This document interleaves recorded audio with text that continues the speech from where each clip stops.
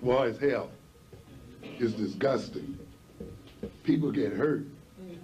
You know, people get killed. People get maimed. People get brutalized. People are used and abused and destroyed. Not only the soldier himself, his family, and the community, and other things are destroyed. War is not a playtime activity. And most men, if they could avoid it, don't want to go in it. So, yet, the nation must be what? Defended. The race must be saved. The children must be fed. The wives must be protected. And sometimes that requires what? War. That requires the ability for a man to defend his race, his family, his children. Sometimes it requires stealing. Yeah, that's what it's about. Because to a great extent, that's what war is about. Taking away from somebody what they have. You know, we glorify it, don't we? We make it a big deal. It's not the big deal, it seems. Of course, again, we're deceived by words, aren't we? You see, the white man deceives his thievery behind the word what? War. He deceives the fact that he runs the greatest mafia operation in the world behind the words national interest. You see, and a lot of us are caught up with the words. And he deceives the fact that South America and Central America is his territory, the United States territory, and it's our territory, and we have the right to exploit it any way we feel like it.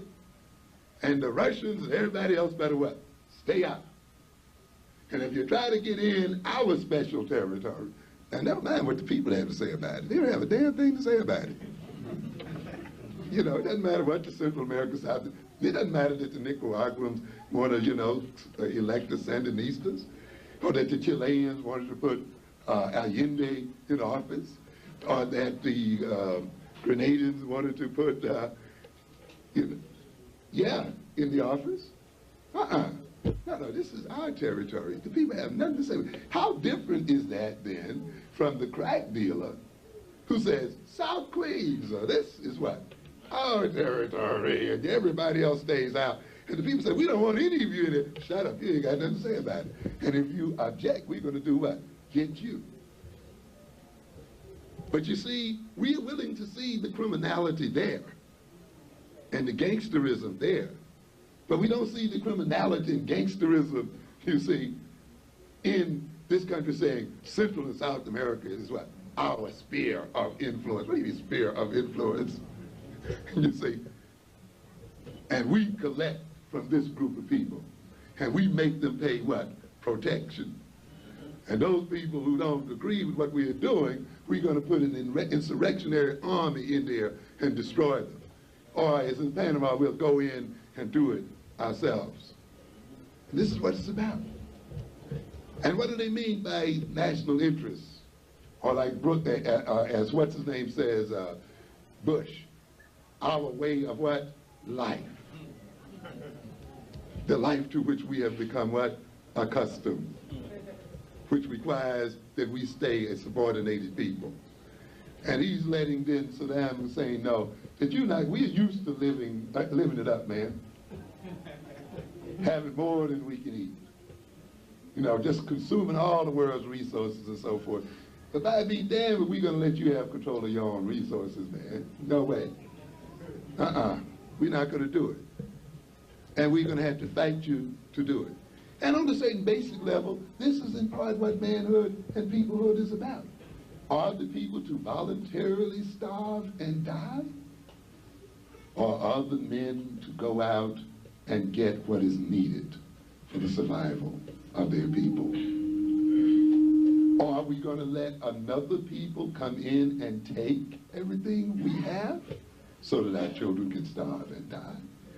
Or are the men going to stand up and defend what they have? This is part of what manhood is about, you understand? And this is why the man has to be especially psyched up and indoctrinated and trained This is why manhood is not a mere chauvinistic definition. It is a social definition. It is supremely related to the people and to the survival of a people. It is not merely a haughty game that men play. In fact, it's a game that many men wish they didn't have to play.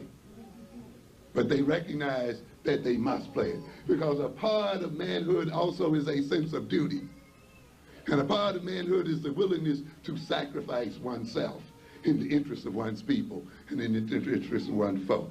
And that requires the stamina and the skill and the commitment and the duty and the willingness to put up with a lot of nonsense and hardship and so forth to see that that is the case. And that requires then the training of boys, and they have no choice about it.